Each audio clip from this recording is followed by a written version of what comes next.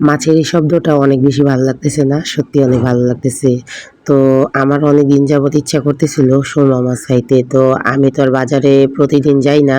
তো সুরমা মাছটা আমার চোখে পড়ে না আর আনাও হয় না। কারণ আমি তো প্রতিদিন যাই না। আর এইদিকে দেখেন মানুষকে বিশ্বাস করে কতটুক ঠকতে হয় হয়তোবা এটা আমি রিলস ভিডিওতে ছাড়ছিলাম। তো মাছওয়ালাকে আমি কিন্তু মাছটা যখন নিছিলাম আমি আমার হাত দিয়ে নিইনি। আমি ৳৩০০ ১ কেজি মাছের দাম নিছিল। তো ওনার বিশ্বাসেই কিন্তু আমি মাছটা ওনার হাত দিয়ে নিছিলাম। আসলে ওই যে বারে ঠকে যাওয়া মানুষগুলা না সত্যিই ভাগ্য খারাপ হয়। আমি কিন্তু বারেই ঠকে যাই। মানুষকে অন্ধের মতন বিশ্বাস করি।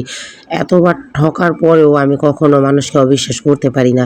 তো তারপরে দেখেন আমি মাছগুলা নিজের হাতে নিই নাই কিন্তু সে কিন্তু তার হাত দিয়ে মাছ দিছে। তো ২ টা মাছই দিছিল এরকম নরম মাছ। তো কি আর করার? মানুষকে এভাবে বিশ্বাস করলে এভাবেই ঠকতে হয়। তো আমার অনেক ইচ্ছা ছিল অনেকদিন ধরে যে আমি লেবু পাতা দিয়ে আর হইছে আলু দিয়ে ঝোল করে সুরমা মাছ খাবো। কারণ সুরমা মাছটা আমার অনেক দিন ধরেই মানে ইচ্ছা করতেছিল খাওয়ার জন্য। তো এইদিকে আমি চুলায় ভাত চড়াই দিছিলাম। আর এইদিকে হইছে ভাতটা বলক আইসা পড়তেছিল যেহেতু আমার ২ চুলা। তো আমি কিছুদিন যাবত অসুস্থ, তারপরেও রান্নাবান্না তো করতেই হইব। তো এইদিকে আমি হইছে পেঁয়াজগুলা লাল কইরা দিয়ে একটু আদা রসুন দিয়ে দিছিলাম। তো একটু সামান্য পানি দিয়ে দিছি কারণ যেভাবে ছিটে মানে কিছুদিন আগে আমি বট রান্না করতে যেয়ে আমার হাত পুড়ে গেছিলো। তো আগেই আমি একটু পানি দিয়ে দিছিলাম। তো এইদিকে হলুদ, মরিচ সব কিছু দিয়ে একটু কষায় নিতেছি ভালো কইরা। তো আজকে কিন্তু আমার কাছে মানে অনেক বেশি ভালো লাগতেছে কারণ আমি অনেকদিন পরে সুরমা মাছ দিয়ে ভাত খাবো। তো যদিও বা খাওয়ার ভিডিওটা আমি আপনাদের সাথে শেয়ার করি নাই কারণ যখন আমি সবার জন্য ভাত বাড়ি না সেই সময় আমি আর ভিডিওটা করতে পারি না। তো একা হাতে সব কাজ যেহেতু করতে হয় আসলে ভিডিওটা সুন্দর করে করতে পারি না আমি। তো রান্নার ভিডিওটা করছি। তো এইদিকে আমি অনেকগুলা আলু দিয়ে নিছিলাম মশলার ভিতরে কষাইয়া। আর আলুগুলা কিন্তু আমি এক সাইজ করে কাটছি, অনেক সুন্দর হয়েছিল। আর বিশ্বাস করেন আমি তরকারিটা এত সুন্দর করে রান্না করছিলাম, আমার কাছে এত বেশি খাইতে ভালো লাগছিল। যেহেতু খাওয়ার পরেই কিন্তু আমি ভিডিওটা আপনাদের সাথে আপলোড দিতেছি, তাই না?